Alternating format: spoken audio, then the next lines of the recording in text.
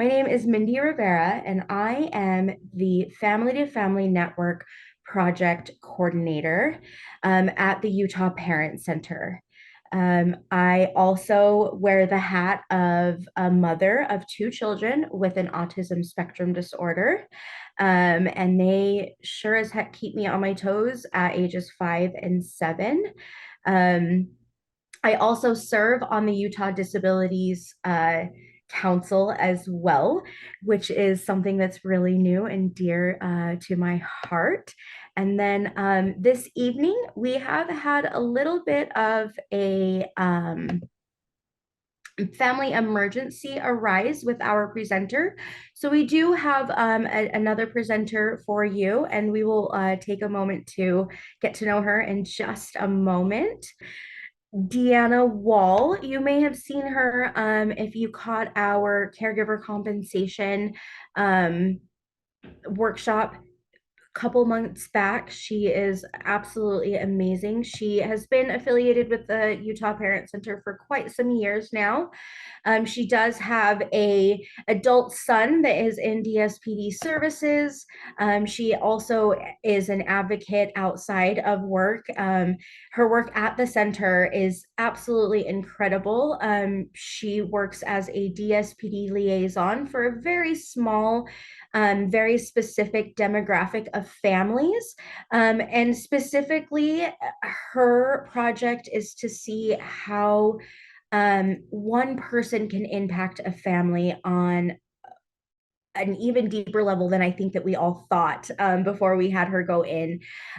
She is quite literally uplifting these families from the core in multiple areas, whether it's housing or figuring out what other services that are available to them. She's been a trooper at this project. So I can't wait for you to get to know her a little bit more this evening. And I'm going to go ahead and end this poll, and I will let you have the floor, Deanna.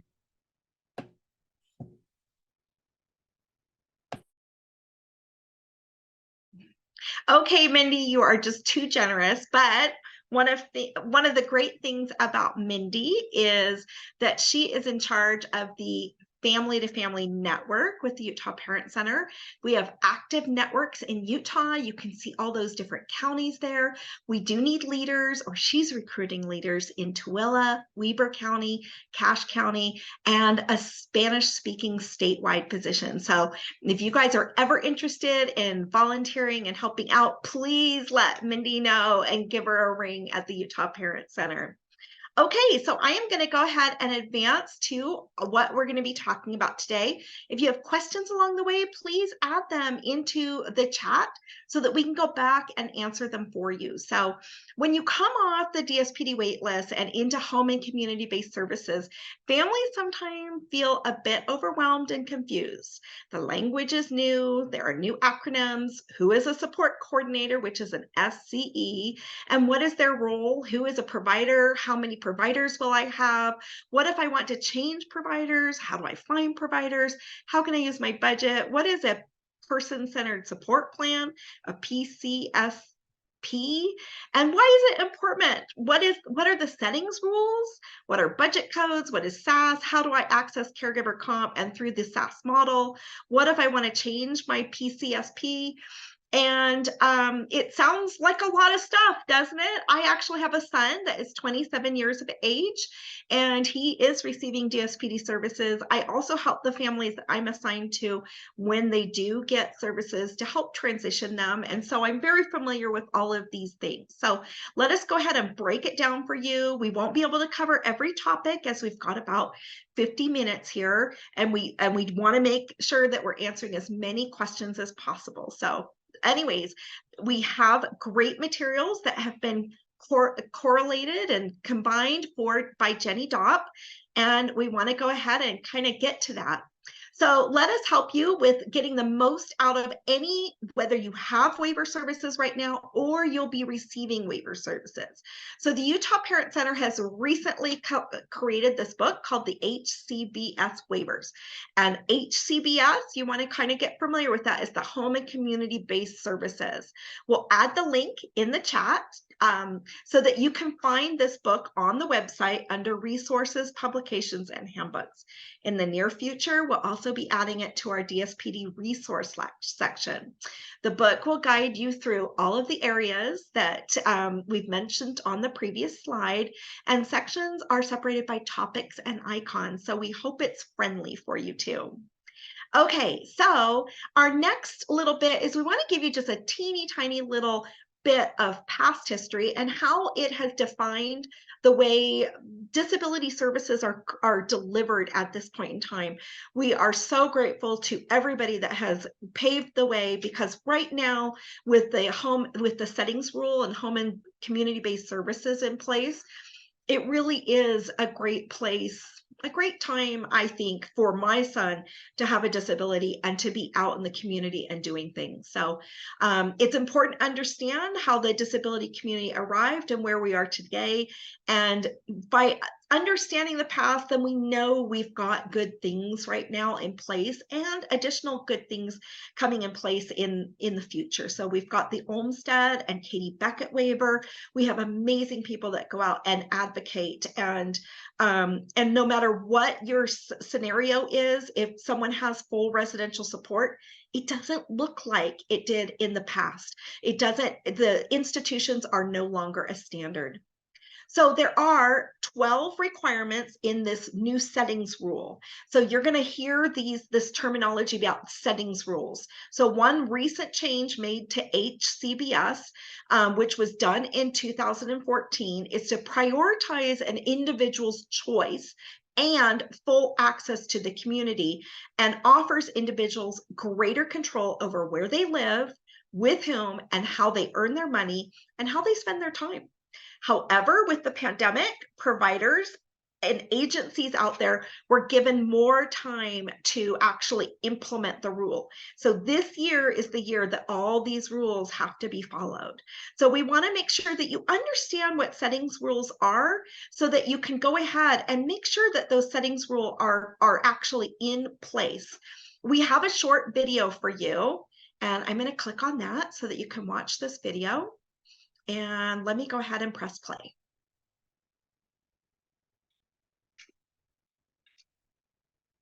Federal guidelines and laws ensure people with disabilities have equal access to services and opportunities. These guidelines are designed to ensure people with disabilities are not discriminated against and are provided with reasonable accommodations and services.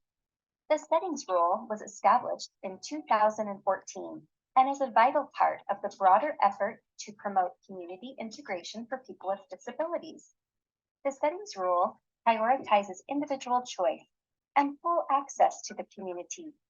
The settings rule offers individuals greater control over where they live, with whom, how they earn money, and how they spend their time, including controlling their own schedule.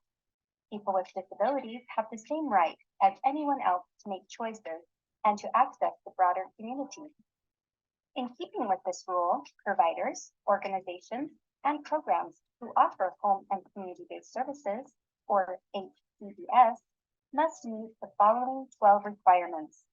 Number 1, the setting or where HCBS services are provided is integrated in and supports full access of the people receiving HCBS in the greater community, including opportunities to seek employment and work in competitive integrated settings, engage in community life, control personal resources, and receive services in the community to the same degree of access as individuals not receiving Medicaid HCBS.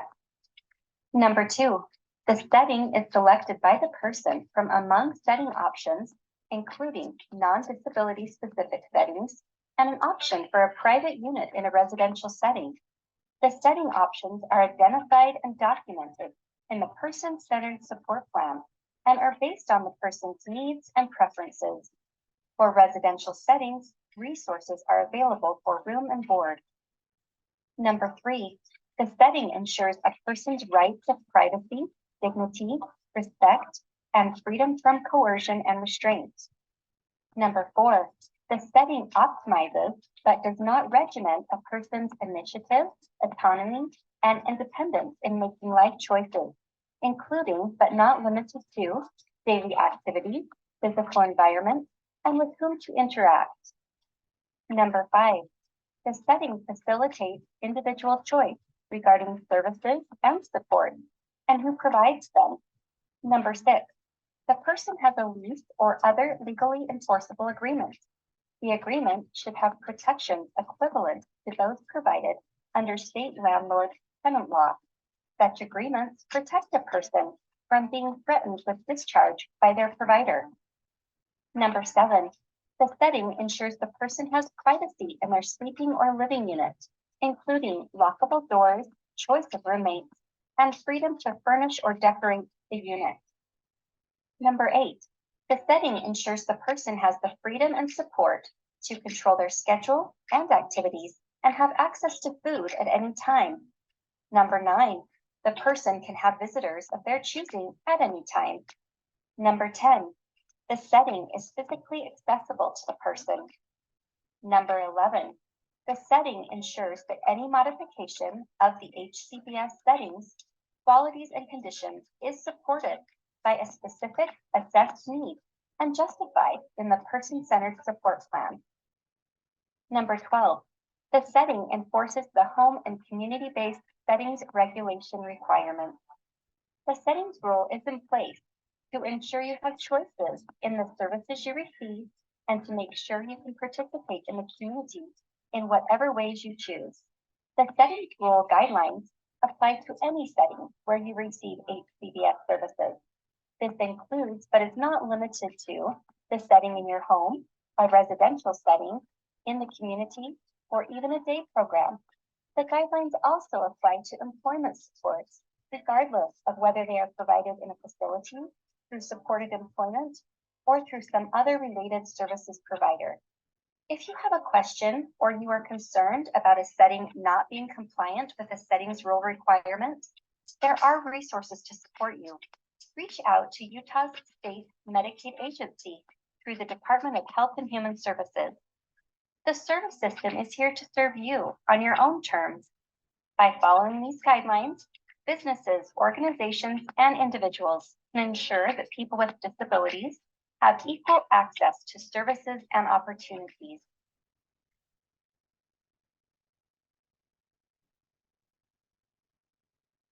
Okay, so let's go ahead and get back to our slideshow. I think that's a great video. It's one that you can watch over and over.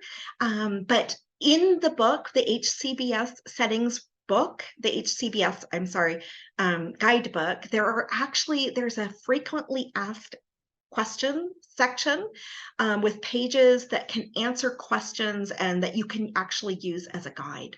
So let's go ahead and get to our next little area. In the book, you will actually find that we outline all different types of Medicaid waivers and eligibility requirements, limitations, and services provided with each waiver. We also outline how the settings rule impacts the waiver if you have questions about the type of waivers or the settings rule. So reach out to your DSPD transition coordinator right when you do get services, or reach out to your support coordinator. But please know, click on the link at the very top of the chat, and you have a link immediately for this book right now. So let's go ahead and explore a few things.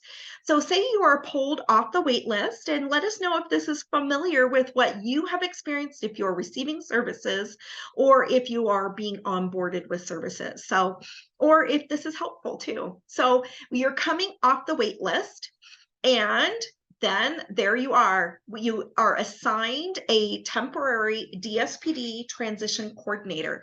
So this is Ben, And we're going to kind of use him as an example here. Well, the transition coordinator notified Ben that he will be in services in 2 months and will be coming off the wait list. In the meantime, Lisa is going to conduct some assessments and create Ben's initial PCSP, his person-centered support plan. Lisa will also assist Ben in accessing Medicaid since he does not currently have Medicaid. Lisa explains to Ben how she will request services and establish a budget for him based on the assessment that she will complete. It's possible not all services requested will be approved, or they might not be approved at the funding level that was requested. Lisa also explains to Ben about the need for a support coordinator. So when you see that word SCE, that is for a support coordinator. If Ben is unable to find a support coordinator, Lisa can help him. Before Lisa hands off the information to the support coordinator, Lisa will make sure that Ben has at least one provider in place. If self-administered services, which stands for SAS, you'll often see that acronym, is selected, Lisa can also assist Ben with that information. After interviewing several support coordinators, Ben decides to select John as a support coordinator. John has 30 days to meet with Ben. John will review the assessments and budget given to him by Lisa. John will update Ben's PCSP and help Ben find providers if needed and ways for Ben to join the goals identified in Ben's PCSP. So let's go ahead and look at this. So number one, Ben can either choose a provider model. So provider model is like you have an agency that is assisting and has staff come into your home or staff help Ben, but they're hiring the staff. The self-administered model, which is SAS, is where the parent or the individual themselves are actually hiring the staff. So either one of those can be selected. If Ben chooses the self-administration model, then a fiscal agent will also be assigned.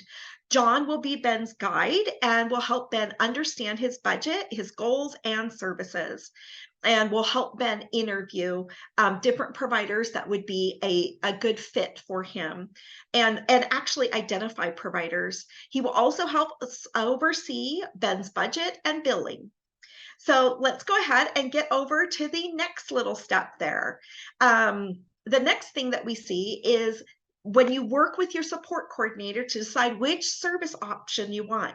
On the left-hand side, you can see the self-administered service model, and then you also have the provider model, and you have a combination of both. So you aren't necessarily isolated to one or the other. You could also utilize a combination of both services. So don't think that you'll be very limited. There are many different pros and cons of this, but you will have a schedule of supports. So in between the time you are notified that you're coming off the wait list, which is normally a 2-month period, and when your services begin, your temporary DSPD transition coordinator will conduct a UCANS assessment. So UCANS actually stands for the Utah Comprehensive Assessment of Needs and Strengths. A link and the QR code to the UCANS assessment, you'll see that listed in the chat. Your UCANS will be updated annually by your support coordinator. The responses on the UCANS indicate what need that you might have, and you want to make sure you're extremely honest about what your needs are. DSPD is the one agency where you really want to share with them all of your needs, and you don't really want to hide anything, or you just want to be very honest and be sharing a lot of different things. So these are the different service codes that you might be exposed to. If you have behavior services, the behavior services will come through a code called BC1. It also could come through a BC2, a BC3. There are budgets, fiscal agents. So for example, for the fiscal agent, they'll be using the BC1. There's self-administered services, and then they're also organized within separate different units. So, and your support coordinator can help you through all of those different things. So let's go ahead and talk about your support coordinator. What is their role and what is your role? Your support coordinator is an amazing person that is going to work with you, and they also work with other individuals with disabilities and their families to help develop a service and support plan based on the individual's needs and wishes. These plans are referred to as the Person-Centered Support Plan, or PCSP. Your support coordinator will also coordinate and monitor the services and supports that are provided to you. A support coordinator's responsibilities include all of these types of things. So if you have questions, you do want to refer to your support coordinator, and the HCBS guidebook will help you in that too.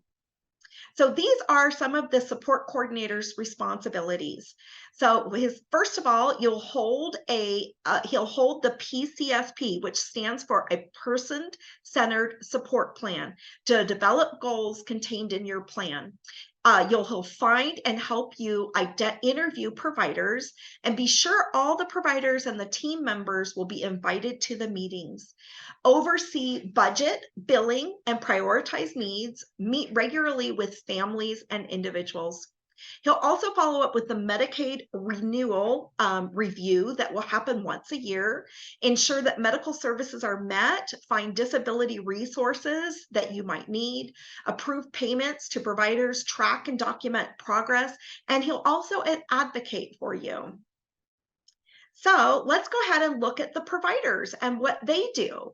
So a provider role, let me go ahead. DSPD has contracts with hundreds of private provider agencies across the state to provide specialized services. Choosing a provider is similar to choosing a support coordinator. My son actually lives in a host home, and the host home is actually an agency that has an umbrella of the actual host home itself and the people living in the host home. So you can ask for recommendations. So that's an example of an agency. Or a day program might be another agency.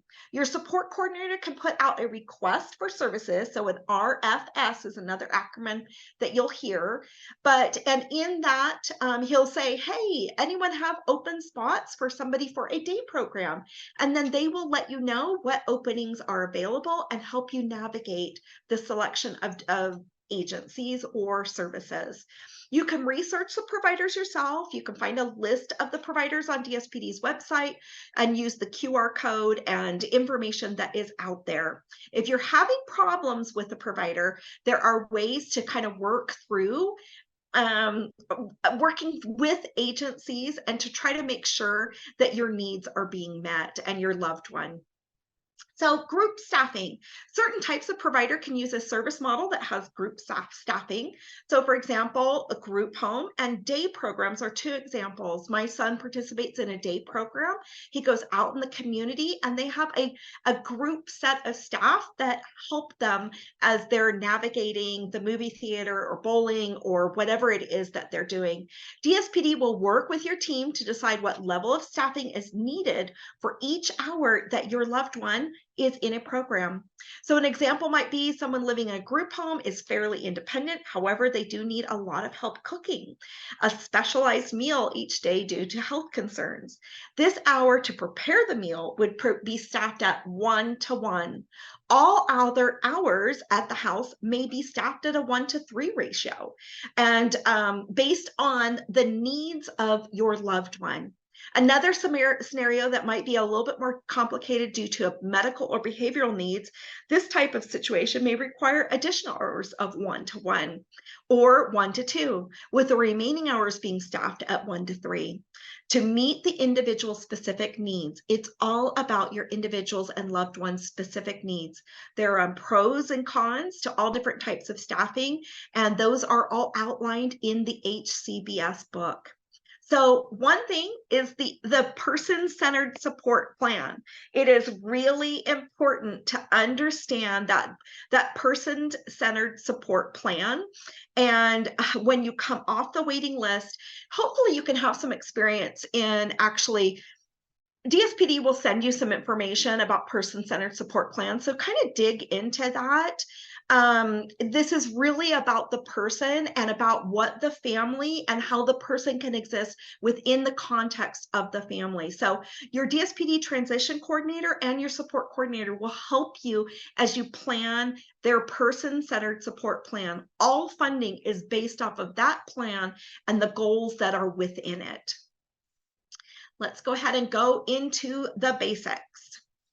So this is a video about person-centered support plans. Let's go ahead and watch that real quickly. When you come off the wait list, your support coordinator or your SCE will meet you to update your person-centered support plan or PCSP that was set up by your DSPD transition coordinator. You should be leading your PCSP meeting. This is your support plan. Your PCSP is the basis for all of your waiver supports and services. The goals within your PCSP can be revisited at any time. Life changes can happen with illness, the loss of a job, or other life events. Please let your SCE know your needs so they can revise your goals and look for ways to support you. Individuals and their families are encouraged to be active participants in the PCSP process so they can maximize the potential to lead for a self-directed life. SCEs use the PCSP to coordinate and monitor services and supports for you. At a later date, if you hold a review meeting or are updating your PCSP, your SCE will review timesheets and talk to employees and providers to acquire information that will help you update your plan and revise your goals. The budget given to you by your DSPD transition coordinator will last for a 12-month period. However, remember that if your needs change, you can make an update to your PCSP at any time. Moving forward, the PCSP is generally reviewed 1 month before your budget ends each year. Service providers, such as group home staff or other support staff, use your PCSP to individualize support, services, and strategies for you while you are receiving Medicaid waiver services. The plan should be based on your needs, not what is best for the provider. Remember, your PCSP is important. It is your map and shows your team how services are to be provided for you during the year.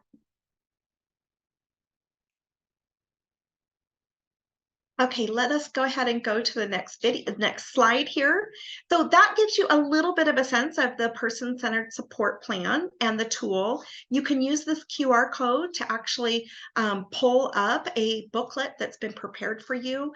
Everything in the PSCP is actually worked to be centered around the individual in context of his family or her family. And then it's about the individual's needs. Once again, not necessarily the provider's needs. So you want to go ahead and follow this and work on different things that there are in the workbook. Let's go ahead and advance to the next slide. You might hear some of this as charting the life course tools, and these are amazing tools that are out there. This is an example of the integrated support star. So say you have Maya in the middle or my son Luke. We want to look at technology resources that he can access. We want to look at personal strength and assets, relationships, eligibility specific assets that he might have, whether that's Medicaid, a job coach, food stamps, then the community-based services that are there. And maybe that's a residential setting in his home, whatever that might be. And here you want to look at solutions. So one of the goals on Luke's PCSP is that he's utilizing technology, right? And maybe not calling people 10 times a day. So in that, our whole team has a goal to actually, when Luke text messages, that we text message back and that we can help him solve problems with text messaging, not just only telephone calls. So that's an example of maybe a goal, but the entire team is actually working on that goal. And I'm so grateful for the resources that I have, so I don't feel actually alone. So you write here's another relationship map. It's very important to nurture various relationships with your loved ones. So for my son, Luke, I'm going to look at the family members that are involved in his life, look at the people and organizations that support me at our home, look at friendships that he has. He played Little League football, and so he has friendships from that, although I mean, it was a very supported role, but he has lots of friends that adore him and, you know, want to care for him, that have become caregivers. There's people in the organizations that support him at work, school, and training. So you want to examine all of those and be constantly looking at building additional relationships for your loved one. For example, when his nieces and nephews actually have birthdays, I make sure that he's getting a gift for them, even if it's just going to the dollar store, so that he is continuing to build those relationships and to feel close to them, and they can feel close to him. So community integration document, this is a great resource to look at, to provide guidance for support teams, advocates, professionals to engage and support people with disabilities and community integration. It also provides suggestions and strategies to find natural supports out there. That might be a natural support of some neighbors that live close by, that maybe that person is in charge of Special Olympics, and tapping into that and then accessing Special Olympics for your loved one. It might be finding community-based resources or services for your loved one. The person responsible for leading discussions and conducting activities and plans are considered a facilitator in this document. This document includes 5 activities to improve community integration, like people need to get to know your person. They need to strengthen the person's self-determination, so them making decisions for themselves.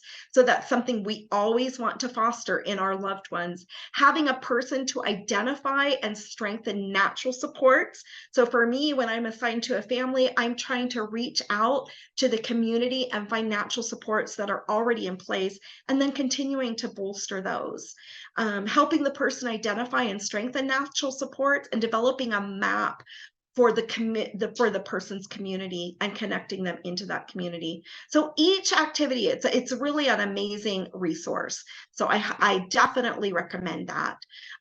So here you have 5 competency domains. So there's different areas that you want to make sure that everybody that's involved with your loved one knows about, the 5 skill areas that facilitators should have. So this is good information for people that use person-centered planning and for their families. It will help them know what to expect from their facilitator, the person helping, and the areas that also help families understand to be considered when developing a person-centered plan. You and your support coordinator will actually have certain skills and abilities to make person-centered planning work, like understanding strengths and needs, understanding how to build those strengths to fill needs and things like that. So those are all different things that are just very important, and competencies. So for instance, my son loved sports. Well, then later in life, even way after post-high, about age 23, he started to learn how to read because he was motivated to see what those ESPN app notifications were all about. So it is important to go off of their strengths and their needs. Employment and education is awesome. It's definitely not something that you want to forget, and there's not just one pathway to getting a job. So you want to ask your support coordinator about ideas. Voc Rehab has so many innovative programs right now. There's the WIOA program that's for 14 to age 24 of age. Then there's the WIOA adult program. There's the adult and education. There's so many opportunities for our loved ones to build actual skills, to hopefully go out there and get a job that's fulfilling to them, so that they want to work and they want to be out there in the world. So lots of great pathway tools. So we want to also look at things in your meeting for your support coordinator and for your PCSP, the personal centered plan. is you want to determine who is at that meeting. You might be able to make these decisions independently, but having a table of people and knowing you're not alone doing this really helps out. Your support coordinator will help with those meetings, and he will help facilitate the meetings to actually happen, he or she. And the team is really a great team. My son's meeting was just at the zoo recently, and I walked away from that zoo thinking, I'm so glad I'm not alone trying to do this all by myself. So how often does your person-centered plan team meet your needs? The PCSB should be robust and comprehensive. Your services are built around the content of your person-centered plan, and it should reflect your needs or your loved one's needs and to be community integrated. So you want to review your person-centered plan and make sure it's really being successful for you or for your loved one. So when you have helped develop your support plan, did people ask you things that you were good at? Did they ask you what your interests were? Did they listen to you? Do you have choices in the support that you receive and the people who help you? Luke was definitely center stage at his last person-centered support plan, and everybody was there to meet what his needs actually were. So, just keep those things in mind. Let's go ahead and advance to the quality of life considerations. Because you are accustomed to living a life without the assistance of waiver supports, you may not be familiar with the way waiver supports can help increase your quality of life and independence. So when creating your PCSP with your team, consider many different areas like advocacy and engagement. You want to teach your loved one to have a voice and to express that voice, to have community living opportunities. You want to have them have daily life and employment opportunities.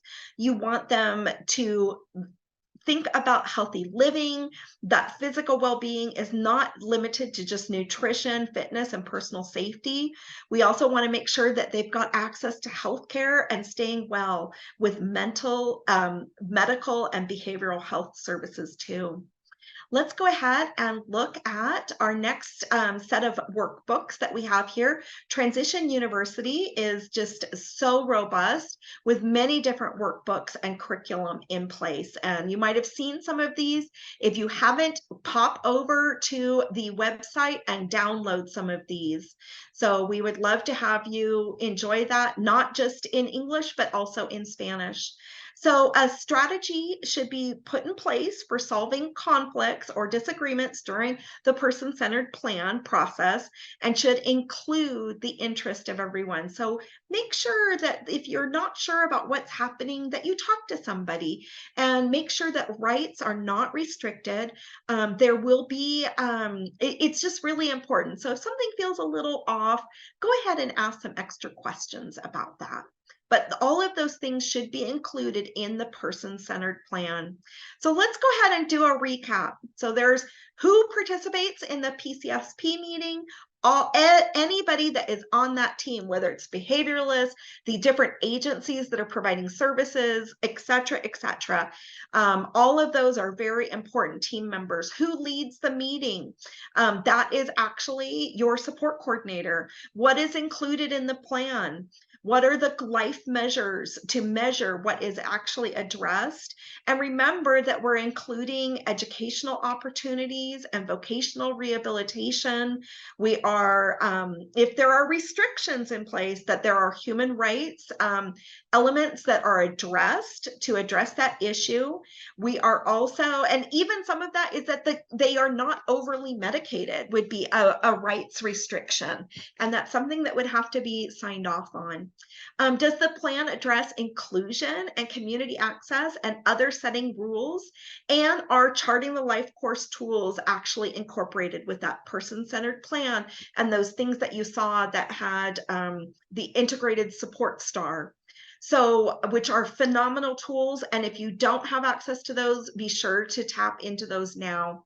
We also want to look at having natural supports in place, which are just supports that are around you, whether you have a church relationship or maybe different other programs that the family, you might have a sibling of a family that is involved in theater and has lots of friends in that theater program. We're also wanting to revisit the plan, and that's what brings success for everybody. I'm going to go ahead and have you watch a quick video. Let me go ahead and Deanna, for the sake of time, I'm going to go ahead and put the video in the chat for okay. everyone to view at their own time, just because we're running out a little bit of time, and I want to make sure that we get to the drawing as well as to any questions. Absolutely. Okay, let me go out of this, escape, and hold on. Sorry, guys. There we go. So let's go ahead and go back to, I'm going to go back down. There we go. Let's go ahead and put this back in slideshow mode. There are different types of guardianship. There's a plenary, which covers all areas of guardianship. And then there's a limited, where there's only certain areas of guardianship, like custody and residence, financial, comfort, care and maintenance, training, education, and physical health. So you want to look at all of those. We have amazing programs. And then remember, dignity of risk. This is so important, that you need to allow your loved one or yourself, if you are the one with the disability, to be allowed to make mistakes and have to try something different, and to not be shamed for maybe not making the right decision. We all, as we grow into adulthood, need to make mistakes, because that's how we learn. And that's the same way for people with disabilities. So you want to give them those experiences of actually experiencing failure and success. And we want to incorporate them into the plan. Lastly, we want to have high expectations. We don't want to have just low expectations for our loved one. And we want to, everyone to be there, to work hard, to sacrifice, and to have a beautiful opportunity at life, and to feel that expansion that is present. So let's go ahead and go. So guardianship and the settings rules, there are requirements that come with federally funded services, and the person-centered support plans are also really important for that, for having modifications and resolving conflict. So now here's some other resources. There's ABLE accounts, Social Security, representative payees. You can see some of these different things. And our last thing is 5 ways to strengthen families. So you can also help out at the Utah Parent Center, but we would love to go back to your questions and answer any types of questions at all. So we have about 15 minutes, don't we, Mindy? Yeah, we have about 15 minutes for questions. So we're going to go ahead and just take a moment to take all of that in, because that was so much, Deanna. You gave us such a lot of really great and valuable information. So while I am doing, while we're kind of taking it in, figuring out what questions, because I'm sure we all have a million, we just can't think of them at the moment, right? Yes, and also another thing is, I can see someone's asking, how do I get someone on the wait list? And that's one of the most important steps to do. So if you just go to Google DSPD Utah and it comes up, you can start applying for your loved one to be on that wait list. And you want to get them on that wait list as soon as possible, so that their needs are being met. There are about 6,000 people actually receiving services in the state of Utah, and we have about 4,000 people on the wait list. So you want to get them into that wait list. And after they're on that wait list, you want to make sure that you're communicating with them, because there are some benefits that come with it, sometimes a grant and also other directions. So be sure to get your loved one on that list. Yes, one of the benefits is actually the family to family network. And we put on a lot of really fun free events. Most recently, we had a sensory friendly movie night at the Megaplex at Valley Fair Mall, where we got to let families enjoy Elemental in a theater where their kids could just be themselves. And it was really quite beautiful. So if you have any questions about that, definitely I can reach out to Utah Parent Center or myself. I am the person that you'll be talking to help you get on the wait list. So if you did not see, obviously the satisfaction survey has been launched just to let us know how we did tonight. What other areas might you need help in? And how can we best serve you next? So I'm going to go ahead and start randomizing, trying to find a randomized winner for tonight's session. Just give me a moment here while you guys still take a moment to fill out that survey. Definitely. Now, does anybody have services that are in the meeting, or are you guys all on the wait list, or some of you guys are not yet on the wait list and we want to get you on there? But go ahead and let us know exactly who you guys are. This really was a lot of information, but we're trying to make sure that, oh, good. Okay, so you have Rebecca has a 13-year-old son, and you were told that he'll come off the wait list this year. So what are some of the waivers best for you? So I think one of the best waivers that generally people are on is the community support waiver. And that one is really all encompassing. And those, I mean, it is so robust, and you can search the community supports waiver. That is actually what my son has, and he actually received it maybe about that time. And but yeah, it's phenomenal. It's a good time to get a waiver. So, and then good. So Kristen is currently being brought into services. So was any of the information that we shared helpful for you, Kristen? Or Kirsten. We have Christine says her daughter is 18. She's not sure she's eligible to be on the wait list. You know what? Have DSPD evaluate whether or not she's eligible. And if you have some specifics, we can help you with that too. Just let me know. And we do have some people from DSPD that are actually in here. Mindy, does the wait list with respite work? So yes, so there is waitlist funding temporarily of like $10,000 with temporary respite work that can come. So get yourself on that wait list. You might be lucky to get one of those grants. But yes, if you do get funded, there is definitely respite work that's included in the services given to your loved one. So we've got Brad, his son is 22. He's still on the wait list. Brad, he is aging out of services. Now is the time when you call the support coordinator and let them know you've got all the needs and you can't quit your job and have him age out of everything. So, you know, this is an important time to talk to DSPD. So find out who your case manager is and start calling and let them know everything. Let them know all the medication you're on, or your wife, or the whole scenario. Okay. You don't hold back with DSPD.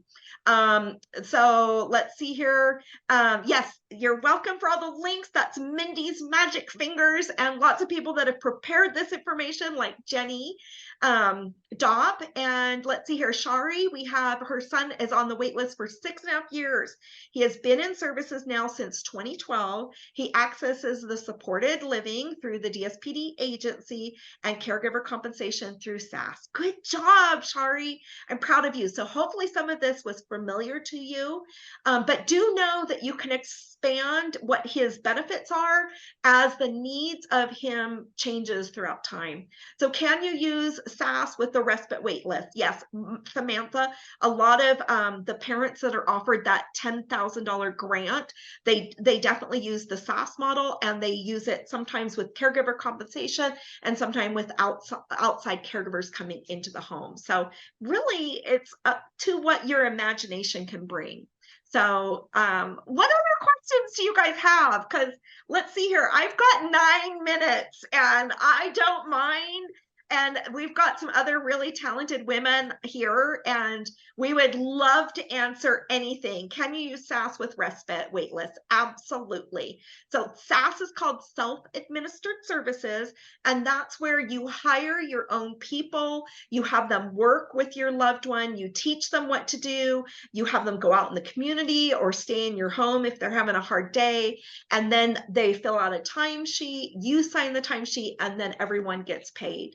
So the agency model would be where you have an outside agency bring in staff for you to work with your loved one. So any and all of them are amazing. So we've got amazing, and you guys, it's so innovative, the solutions that people are coming up with for our loved ones. So can you use SAS with breastfed? Thank you so much. Is it true in Utah a disabled adult cannot get food stamps until age 22 if they live with your parents? So just so you know, with food stamps, they typically need to have, if they're receiving food stamps when they're living at home, they should be completely eating separately from the family.